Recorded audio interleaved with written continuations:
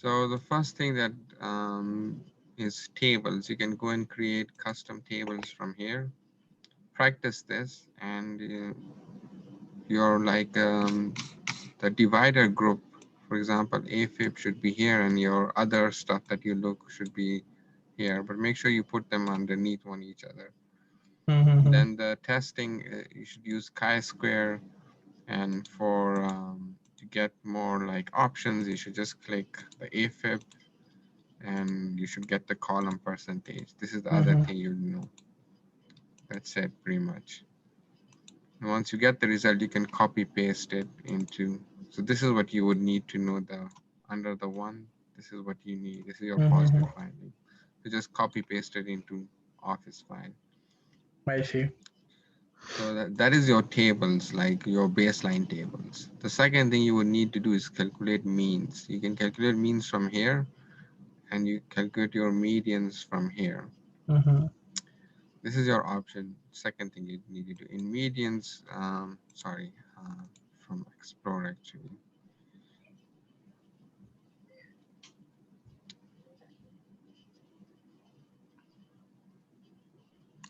This is from where you're going to calculate your medians, your Explore. It also tells you about data. So if you have a new data set, you need to run this to kind of figure out what kind of data is it. Is it a normal data? It's not normally distributed data. But in case of very large data set, it doesn't really matter like NIS. It's already pretty much a huge data set.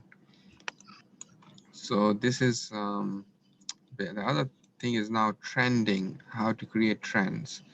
So there are two ways to do it. One is you just go to your crosstabs and you Mm-hmm. put a layer. So your layer would be your year because we are doing trends. So you can do your calendar year is your layer. Um, the rows is going to be, for example, you're looking at mortality. That would be your row. And then AFib.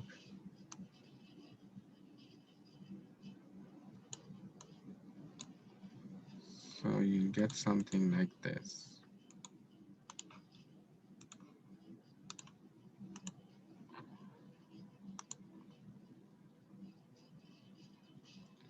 So it kind of tells you how many people died during hospitalization with and without AFib.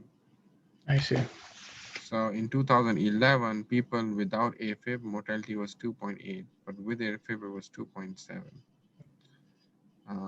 After 2016, there's not much mortality. So if you see this kind of stuff, it's kind of weird, right? So it's possible that the AFib might not have been coded correctly because ICD codes changed from 2016 onwards, and there's I blank see. here. So we need to recheck this data to see if AFib was coded correctly or not, because there's nothing here. This is empty. So that's one way to check, make sure your data is correct. Sometimes it does happen. You try coding and it doesn't code. So just to make sure that problem is fixed, I'm just going to remove AFib from here.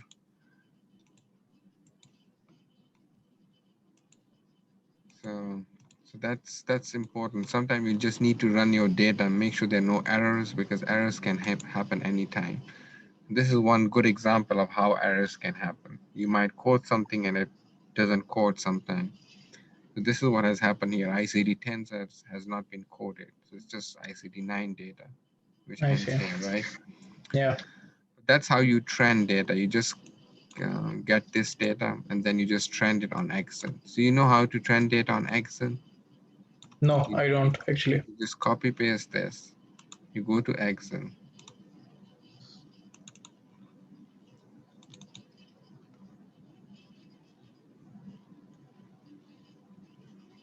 It's pretty straightforward. Excel is very easy. That you can do it on Mm-hmm. R and different other things. Even you can create these images on SPSS themselves.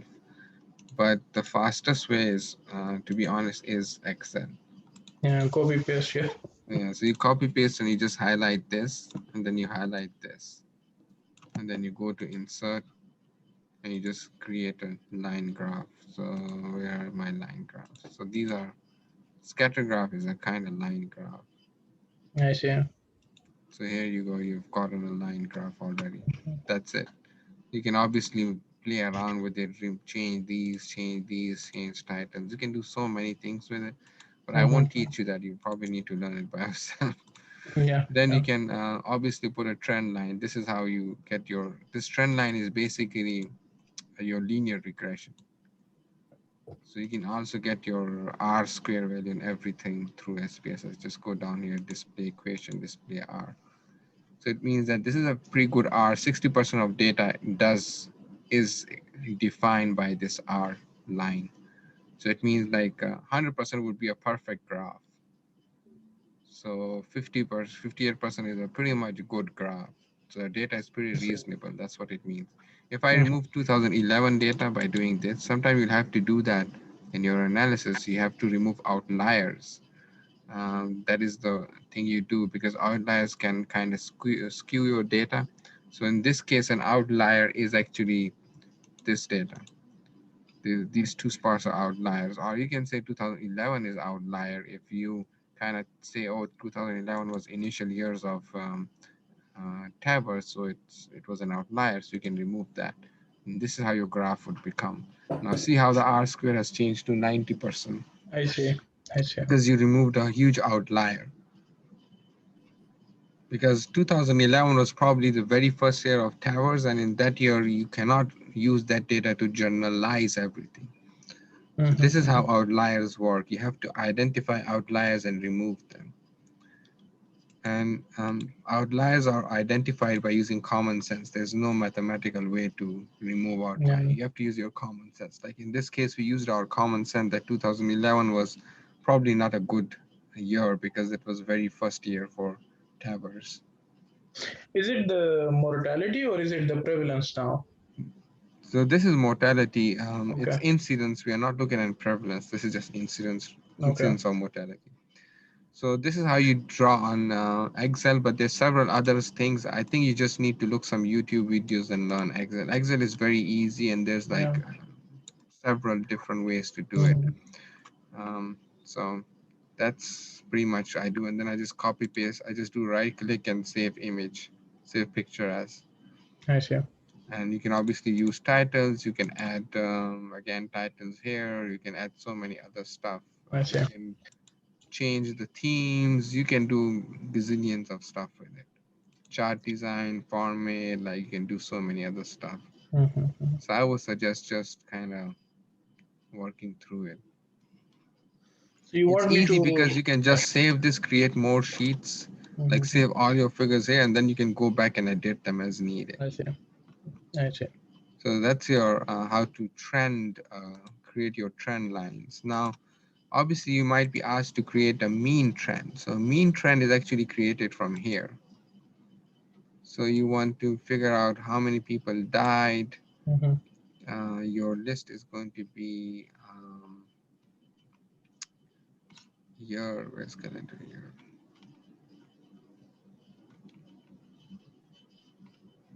This time I'm going to take ancestral disease because I deleted AFM. Mm-hmm. Okay. Calendar year. So we have two independents. One is end stage renal disease, the other is a calendar year. And then I want means, or do you want medians? You can even grab medians.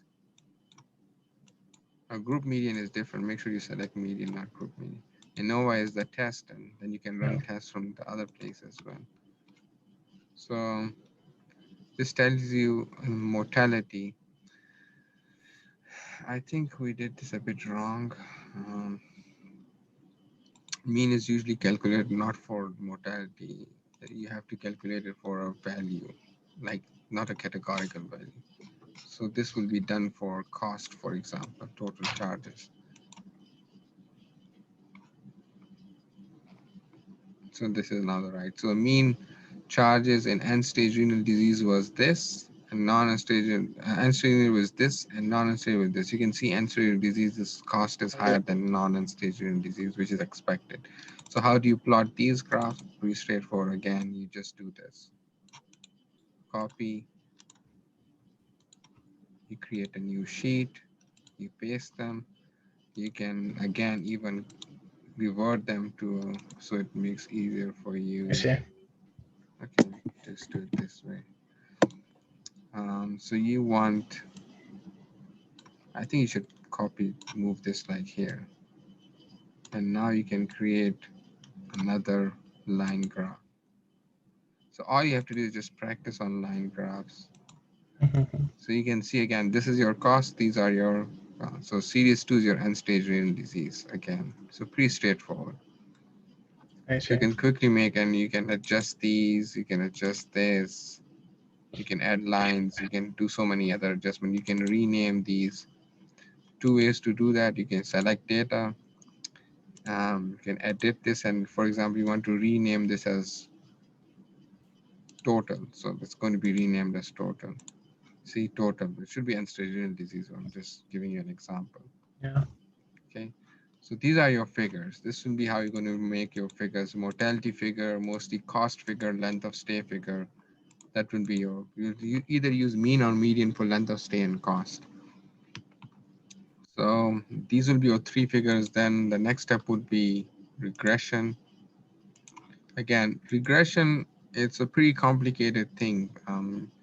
The complicated thing is what variables should you use for regression. You want to use like a set of 8 to 10 variables Mhm. that you think are more pertinent to this. So some people would just use Charleston comorbidity index, all the variables in it. What I do is I just run a bivariate analysis and I select among all these variables. These are my comorbidities that I created myself. I Don't you just go set. for the clinically significant ones? You can do that, but how would you define what is clinically significant? That's the problem. What do you Like, mean by that? I- like when you are making the binary tables, you have the p-value Correct. when you, yeah. Yeah, so you can just use, so what I do is my baseline table, I will only use the variables in baseline table for regression. And the baseline tables, I'll select the one that I think are pertinent. And the way I do that is I first run a bivariate analysis, and then I only add the variables that are pertinent from that Mhm. bivariate analysis by using these Q that I can calculate, and some C as well. Mhm. These are elixir comorbidities, the Q ones. I The see. C ones are Charleston comorbidities. The small c before is Charleston Yeah, yeah, comorbidity, yeah. and the I see. Q's are Alexia. Then there's some Alexis. Alexia comorbidities that are also Charleston comorbidity that I did not differentiate, like AIDS, for example. I see. So AIDS is HIV here. So, and then I sometimes add coronary artery disease, which is not a comorbidity anywhere. I sometimes add smoking, which again is not a standard comorbidity. So it really depends upon you.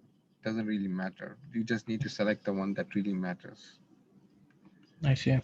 So, for example, if you're studying rhythms, AFib might be very important. If you're studying atrial fibrillation, COPD is something you cannot miss. These kinds, you have to use some common sense as well. Then you might want to kind of remove two of them that are very similar. Remember that one of the regressions, you cannot add two variables that are similar. Yeah. So if you have, for example, bleeding, you should probably remove coagulopathy. If you have ancillary disease, you should probably remove coagulopathy because they both will be very common. But again, just run the list from your, just select a set of comorbidities that you think are clinically relevant. If you don't know how to do bivariate, then just select them randomly based upon your clinical thought process and then just run them in a Mhm. regression. And regression is pretty straightforward. You just do primary district regression. You put all the variables here. So I want to see mortality predictors. I just put the variables that I think are important. So I think these are important. Then I go to categorical and they're all categorical. I move them here. I change this to first. Then I go options. I select the confidence interval. Either I can do enter, which I commonly use, or I can do a forward condition if there are too many variables. I see. If you want all these variables only, then you should just do enter. If you are okay ditching a few variables, you can do either backward or forward. Um, each one of them have their advantage and disadvantage. And then you just click this, you get your results. And then afterwards, you put these in R. So this is the model. So first what it did, it just used a single variable, which is electrolytes. And it noticed that high electrolytes will have high mortality. Then it added another one and it continued added until it noticed that adding more variables doesn't help. That's what a forward conditional model is. So sometimes you'll see like something that doesn't make sense, like blood loss anemia has a lower mortality. That does not make sense. We know anemia is, the reason for that is there's so many people that are anemic that it doesn't really mathematically adds on to people who are having higher mortality. For example, if there are 100 patients that are anemic among 120 patients undergoing TAVR, right? You Yeah. might not find a strong association of anemia and mortality Maybe. because everybody's anemic. Yeah. But if somebody has a bad rhythm, like have a arrest, you'll see that. As a coagulopathy, you'll see that. Diabetes, everyone is diabetic, so their number is not sufficient enough to give you. Remember, this is not a population study. This is a hospital study. So in I see. hospital, everybody is diabetic. So you won't be able to get good results with diabetes. Mm. Because I'm 100% sure people going TAVR, everyone will be diabetic. So there are other stuff that you look at here, but I won't go into that details. But that's kind of making your sense. So you might not want to add these variables, depression, diabetes, etc. Obviously, depression is going to have lower mortality because mostly people who are young are more depressed. Yeah. Yeah. So that's why. So these are stuff like the same way with obesity, you usually have lower mortality because they are mostly healthy people. So it's all these paradoxes because you have to understand this is a hospital data set, not a population data set. So that's your regression, and you know how to do it on R. You just run R, you open a history file in R.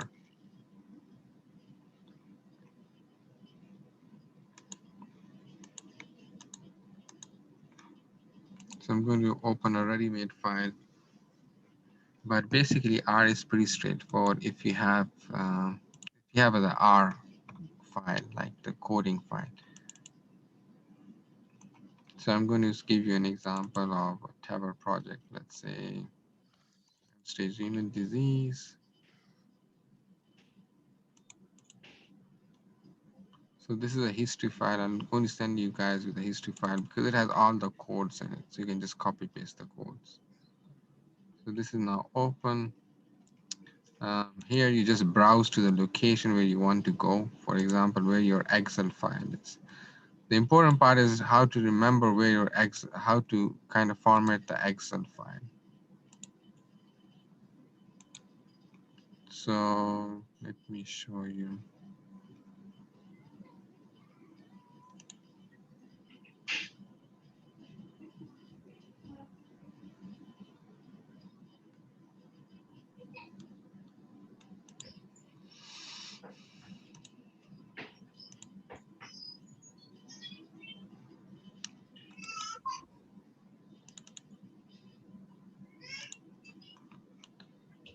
So you have to, when you're making your Excel file, you have to make sure that you will do the right format. That's important because then it won't run the code if you don't do that. I also have emailed you guys the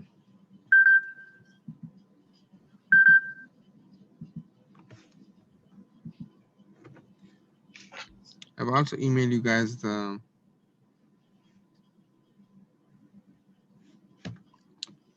um, what do you say, the Excel sheet that you can create these file these plot on. So you can either use that. You might be able to want to use that. So you can create a forest plot on Excel as well. It's a bit more complicated. R, I think, is easier. So you create 4 columns. One is your variable name. That is your odds ratio, then CI low, CI max. Just copy paste from here. So here, if you go, this one. This is your odds ratio, this is your lower, and this is your higher.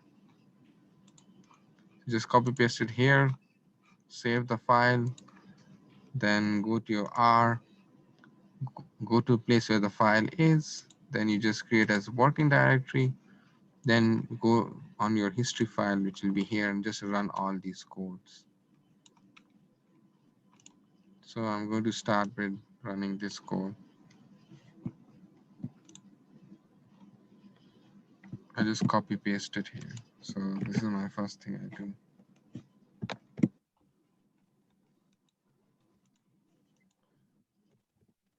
First I load my ggplot, then I read my file.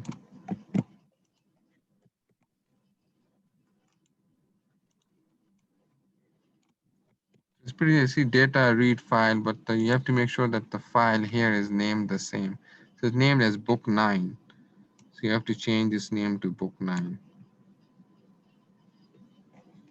I see you have to change the name of file. I see. The way it's saved, right? Yeah, correct.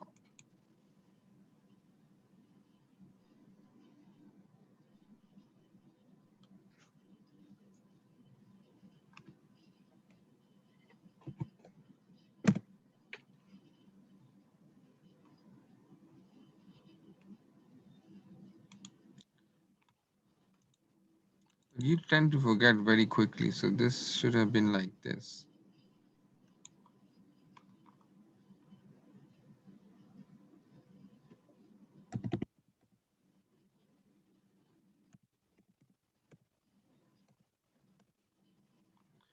It's read C. Yes, this is the command. Book 9 is the file name. Encoding is what kind of encoding the file has. Remember that this file should be saved as c.sv, file save as, not an Excel file. This one, C. CSV. Okay. So now you have this file here loaded. See, it's loaded here. You already loaded your ggplot, which is here. Now you just make sure your variables are arranged, which is this code. So you have to understand the codes, and it's not that difficult. It's common sense code. This means that the data in this variable line should be in order. That's what it means. Then your last is just the plot. That's it. So and what this says that I want a ggplot in which data is what I want. That's the file, which is this one. See, data. Mhm. And then aesthetics, how should I draw it? So I want again data, and this should be variable. Usually it might create an error, so it's better to just refresh it. So you do a $sign, and then you select variable here. Then you just refresh all because sometimes it creates errors. I don't know why. Dollar, you select OR, then Y and X, that's what it's telling you. Again, you do CI low. I'm just refreshing it, nothing else here. Dollar, CI max. Then this is the point range, which is a like blue color line. This is the shape, which is 15. I send you a cheat code, like different numbers have different shapes. This is a line, intercept should be at 1. 1 is your odd ratio line. This is the type of line, which is dotted line. So it's 2. You can select 3, 4. They'll create different kind of line. Chord flip is basically you want to flip the X and Y axis. X lab is the X. So you want to do any labeling, which I left empty on X axis, but you can put a label. Y axis, this will be your label. Theme is black and white, but you can do different kind of themes. You can also do classic theme. You can write classic, it's going to be different. And this is then again labels. This is your title. You can just change this title. Tag is your figure, you can change it or leave it empty. This is your what's going to be written underneath, which you can again change. If it's forward entry or if it's just entry, you will change it here and you'll get your figure. So here you got your figure. This is I your see. figure. So pretty simple actually. And I send you a book of ggplot. You can, I was creating all plots with ggplots, but then I learned Excel. So you can create all plots from ggplots if you want to, like line graph, bar graphs. You can even do that. I see. So that's your Yeah. X. And Yeah. then obviously there are some other things. So creating a new variable, you do compute variable. This is where you put the variable. This is where you put your code. To search anything in the variable, you just do search through here. To recode a variable or create another variable from one variable, you do recode into different variable or recode into the same variable. I would not want to do this. I usually do this. For example, you want to recode race. So you just select race, you call it recode race, you do old, and you say the old value 1 will be 1, the old value 2 will be 2, but you want to merge everything else. You say old 3 and or 4 and so on. Sorry, you want to change everything to 3, right? You just want 3 races, not so. This is how you recoded them, and you can do change, and then you can do OK. So it's code, and this is the code. So I usually do this, but that's a bit for advanced. But you can just copy paste this, and next time you can just use this code. Like you go to syntax and you just paste it. Okay.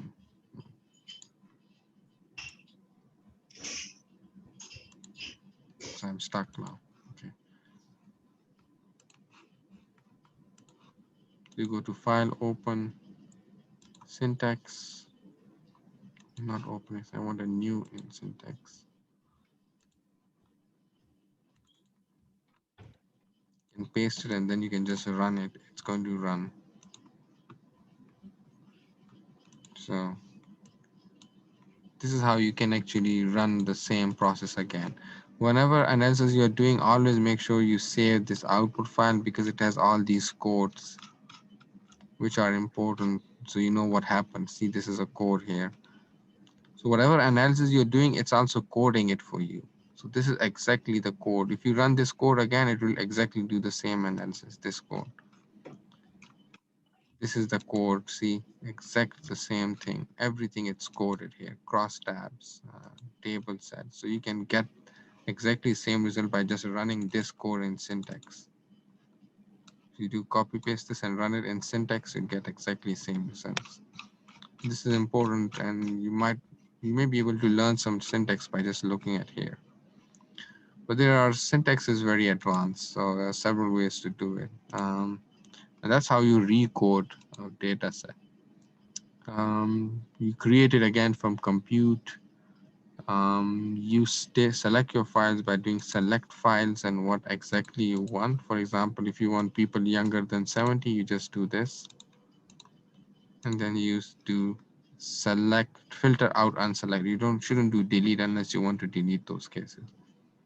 So this is how you select cases, or you can do, um, you can just put all the like ICD codes in. And ICD codes are the way you code data is pretty straightforward. Um,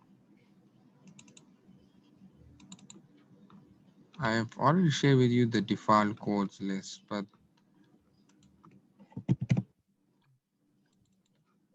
I think this one file will tell you most of the